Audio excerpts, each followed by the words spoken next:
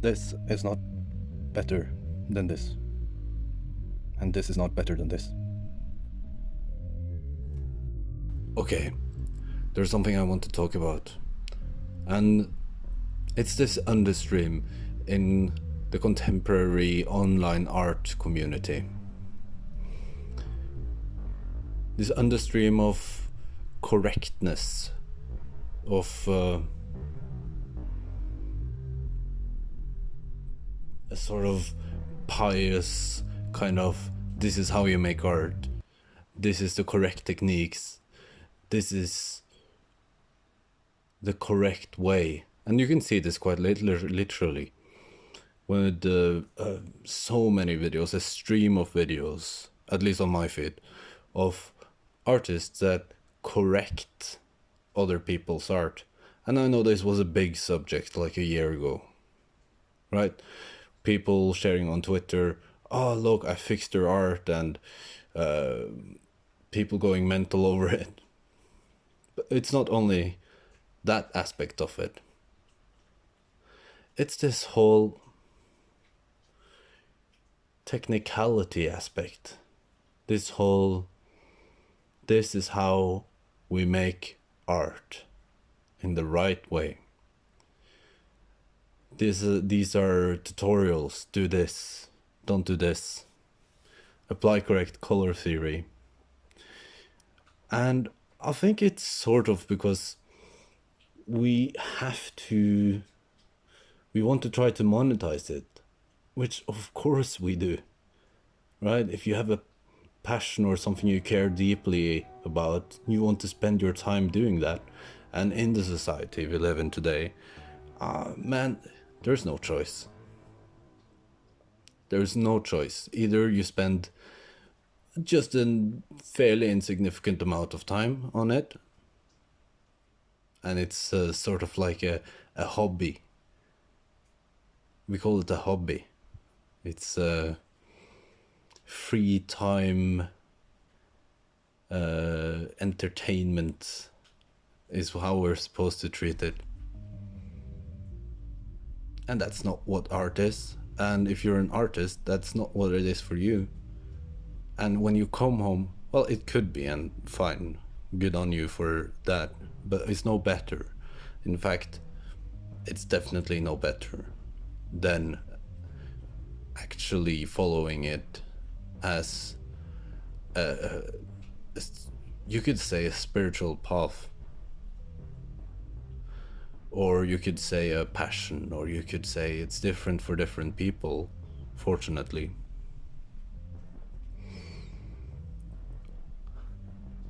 But it has created this sort of adherence to the industrial art complex, sort of, where we have the successful artists that create art for these corporations, or if they don't, that's still the sort of style that is popular, that gets the follows and the views, because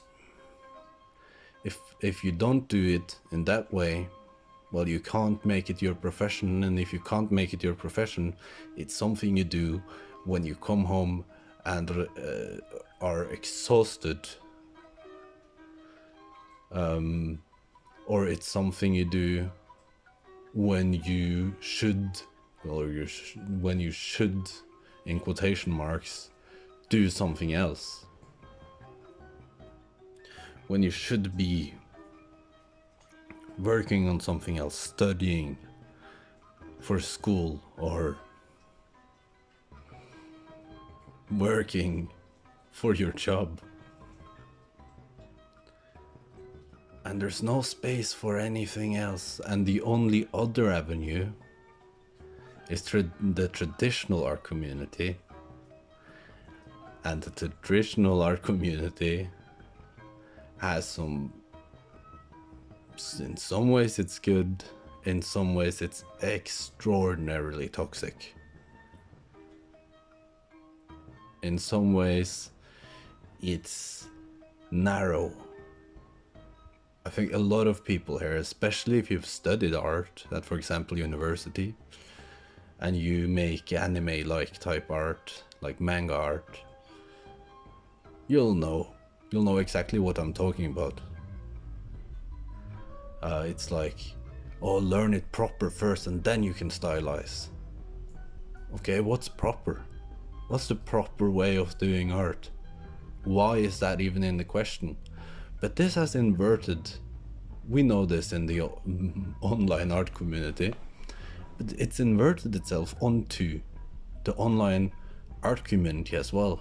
And we're following in the same path, I feel. I really feel that way. We're following in the same path of the traditional art community, and we're making a correct field, an accepted field of how to make art. And of course you can say, well, you can make other types of art. Well, you can, yeah, absolutely, and you should also if you want to. But man, if you're 12 years old, 11 years old, and you look for artists online, you're going to find artists that teach you this quote-unquote correct way of making art. And you're going to learn that this is how you make art. And well, it's beautiful art. I love many of these people with these channels. That's why it appears on my feed, you know? Because, hey, I watch their videos.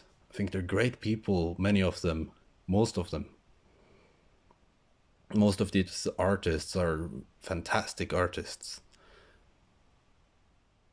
But it's still a problem. Or at least it's an unhealthy undercurrent in our current art community, in my opinion. And I think we should realize that art is much more and much larger. The scope is much bigger. The scope is much bigger, and we should encourage people to divulge in this whole scope of how to make art. Allow them freedom. Allow them, well, let me correct myself.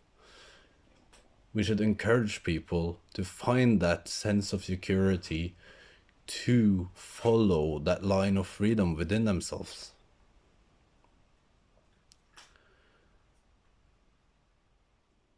We should encourage that. Some would say, I wouldn't say this, it's a bit too simplistic for me, but it's still kind of true, right? That art is all about freedom. It's a mean in the search for freedom of the mind. I think it can be other things as well. I don't think we could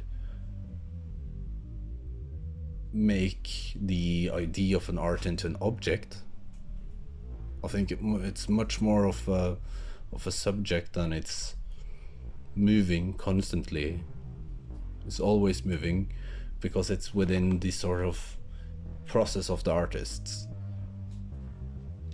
But now I'm getting into this real snobbish, weird art philosophy, and I'm not actually trying to go there right now, even though I'm definitely gonna go there more. But for this video, all I really wanted to say was, I think we should step carefully and not allow ourselves to fall into this narrow scope, this trap of what art is allowed to be, of what it should be, and what's good art. And what is that? What is good art? It's a nonsense concept. Oh, he's a better artist. Oh no, he's a better artist than me. Okay, cool. Alright, bye.